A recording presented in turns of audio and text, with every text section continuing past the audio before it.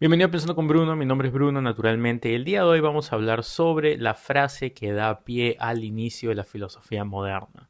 Una de las frases además más famosas dentro del imaginario universal de lo que las personas entienden por filosofía. El famoso cogito ergo sum o en español pienso luego existo de René Descartes. Esta frase es parte de un texto llamado Las Meditaciones para Primera Filosofía de René Descartes y pues como ya mencioné da pie a la etapa moderna de la filosofía principalmente porque abre la cuestión sobre cómo es que vamos a entender el mundo, cómo adquirimos conocimiento, por medio de la razón o por medio de la experiencia. Así que acompáñame por unos minutos, te voy a explicar cómo nace esta frase, qué significa exactamente y finalmente por qué en el fondo está equivocada. En las meditaciones, el propósito principal de Descartes como buen matemático, como buen hombre de ciencia, si podemos hablar de ciencia ya en su época, es encontrar una manera de poder hacer filosofía. Y como en cualquier disciplina necesitas, para partir de un punto, necesitas ir a la base.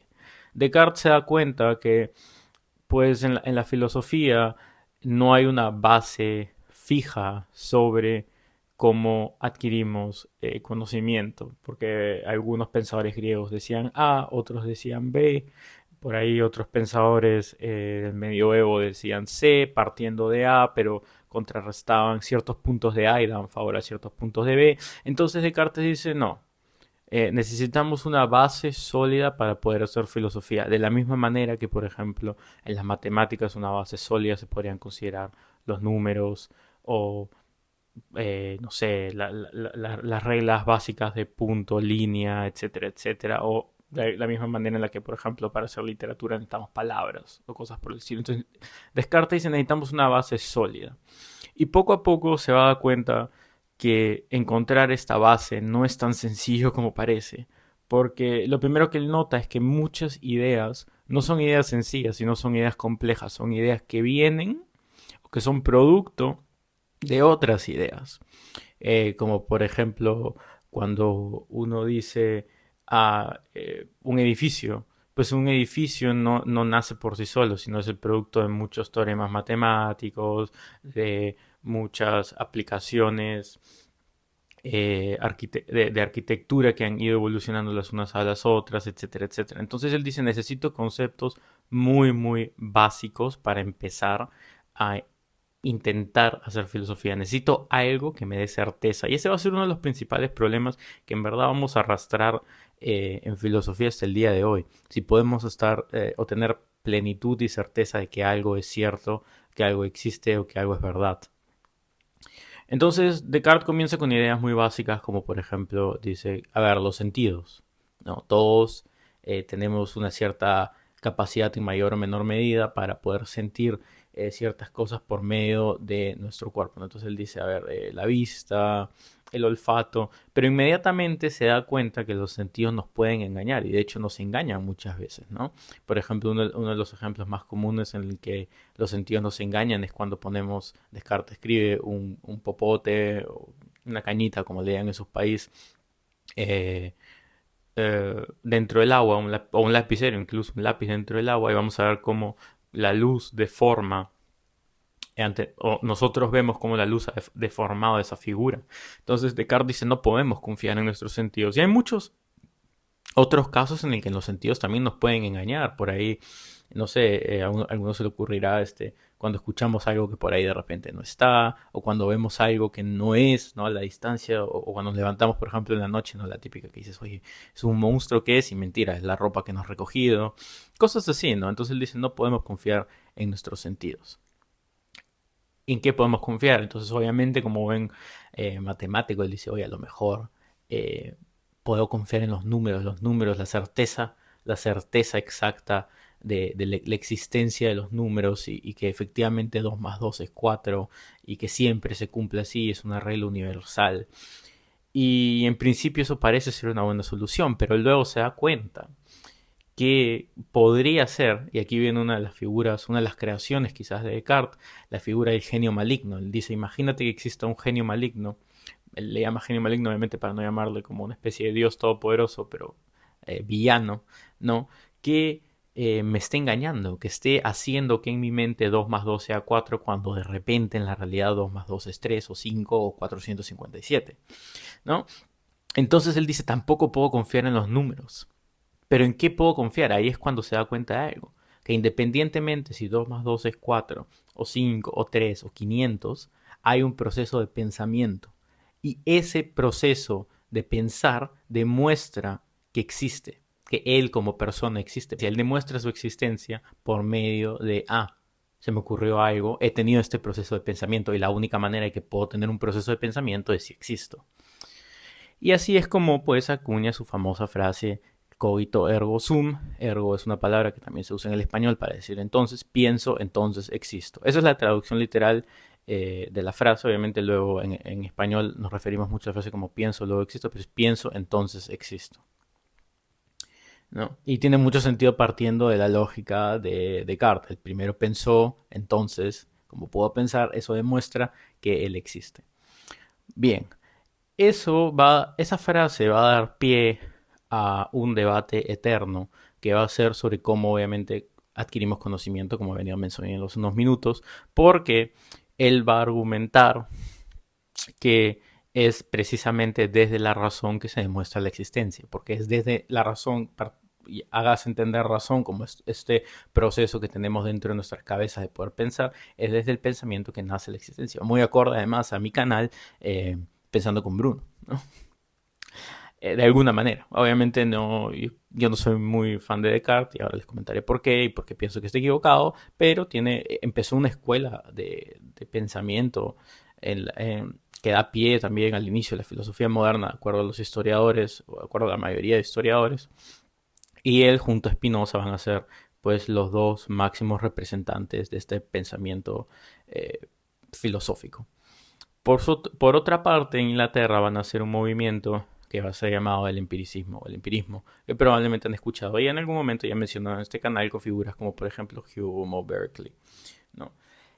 O Locke, siendo los tres más importantes. Estos tres van a intentar, además de otros pensadores, por supuesto, van a intentar demostrar que las personas no aprenden por medio de la de esta razón, de estar pensando, sino que aprenden por medio de la experiencia. Es por medio de la experiencia que uno adquiere conocimiento. Obviamente, en tu cabeza, lo que estás pensando ahorita es, bueno, es un poco de los dos, ¿no? Porque por un lado aprendes por medio de la razón y por otro lado aprendes un poco por medio de también de ver el mundo y experimentarlo. Eso es precisamente lo que se le ocurrió a Kant. Kant, en la crítica de la razón pura, va a unificar ambas ideas y va a demostrar que efectivamente de algún punto se puede aprender de ambas formas. Podemos hacer un video más específico sobre eso, es un tema un poco más complejo y largo, pero lo interesante es que todo esto nace de Descartes, nace de el cogito ergo sum, del pienso entonces existo. Ahora, dentro de la lógica de Descartes, la frase tiene mucho sentido, porque es como se le presentó, y aquí viene el problema, es como se le presentó a él en su experiencia. El primero pensó y luego existió, pero tuvo que existir en el mundo, tuvo que tener esa experiencia para poder llegar a esa conclusión. Entonces, al final, su conclusión racional, de alguna forma, es necesariamente parte del proceso empírico de existir en el mundo. Y eso es lo que los fenomenólogos, como por ejemplo Heidegger, o en mi caso uno de mis filósofos favoritos, que lo he mencionado bastantes veces en el canal, Merleau-Ponty, va a criticarle, que parece ser que dentro del pensamiento de Descartes, Descartes es un hombre que no está o no es parte de este mundo, sino es como una especie de Dios que está afuera y que bueno, él pensará y luego podrá demostrar su existencia así, pero para Merleau-Ponty, por el contrario, es mucho más sencillo. Para Merleau-Ponty, tú piensas porque existes. Tú primero estás en el mundo, independientemente si el mundo es una simulación, si el mundo es lo que pensamos que es el mundo o es otra cosa, da igual. La existencia es predeterminada. No tienes que pensar sobre la existencia. La existencia es. Por el mero proceso de que estás, ya eres algo. Da igual si es que eres un humano, si esto es una simulación, si estamos dentro de una computadora y hay un niño jugando videojuegos y cada vez que nos vamos a dormir el niño tiene que ir al colegio. Da igual, eso no interesa realmente. Porque para nosotros esta es la vida. Independientemente si efectivamente es o no, es lo que nosotros experimentamos como vida. Y es precisamente porque la vida es que pensamos. Es precisamente porque somos parte del mundo y experimentamos el mundo que podemos llegar a pensar. Entonces, para Merleau-Ponty, y para mí también, y para muchas otras personas, primero realmente, primero existes y luego piensas. Es verdad que también uno podría decir que el proceso, en el fondo, es eh, los dos a la vez, ¿no? Uno existe y piensa, y por ende existe y piensa también, en el sentido que, pues, tu entendimiento de que existe solo se demuestra una vez que puedes pensar, pero es solamente una vez que puedes pensar que puedes llegar a la conclusión de que existes, como una especie de círculo vicioso. Y es un poco eso lo que en la fenomenología se intenta debatir frente al pensamiento de Descartes, que no es primero uno y quizás y luego el otro. En todo caso sería al revés, pero también puede ser, y creo que es una opción muy válida, que es que sean los dos a la vez. No puedes tener uno sin el otro, ¿no? Pero bueno, al fin y al cabo, o bueno, en todo caso sí podrías existir sin pensar, pero se entiende el punto. El punto es que definitivamente no es que primero pienses y luego existas como Descartes decía. Esa es simplemente la manera en la que Descartes llegó a esa conclusión. Sin embargo, lo que Descartes sí demuestra, y en realidad demuestra muy bien, es que eh,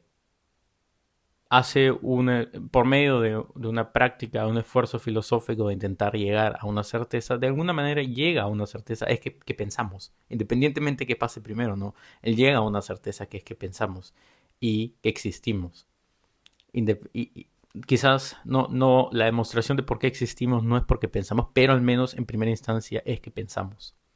Independientemente si nuestros pensamientos son correctos o son incorrectos o tienen sentido, no tienen sentido, al fin y al cabo eso es secundario. Lo importante es que pensamos y eso pues es una certeza en sí misma.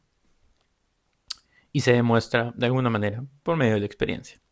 Pero bueno, esas son otras cosas. Si les interesan ese tipo de temas, háganmelo saber en los comentarios. Ya saben que hay un canal de WhatsApp al que se pueden unir. Obviamente siempre les dejo dos videos acá a los costados, ya deben estar en la pantalla. Eh, si les interesa saber más de alguno de los otros filósofos que he mencionado, ya sea Kant, Hume a mí me encanta, Merleau-Ponty, obviamente ya saben que es mi filósofo prácticamente favorito. Podemos hacer un tier list de todos los filósofos también, podría ser algo gracioso. Pero bueno, espero que este video, un poco a modo de historia, un poco a modo de narración, un poco a modo de nada, eh, pues os haya liberado un poco de sus problemas del día lunes o martes o cuando sea que estén viendo este video.